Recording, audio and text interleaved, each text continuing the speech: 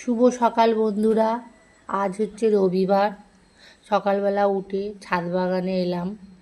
ছাদে কটা ফুলের গাছ বসিয়েছি, তাই আপনাদের সঙ্গে শেয়ার করতে এলাম।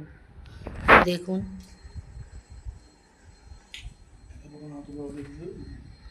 তারপর সকালবেলা কাজ শুরু হলো। গপুকে ওঠানো হলো, উঠে চান করানো হচ্ছে। এখন গপু চান করবে। ভিডিওটা দেখতে থাকুন। ভালো লাগলে একটু লাইক, শেয়ার, কমেন্ট, ফলো করে দেবেন।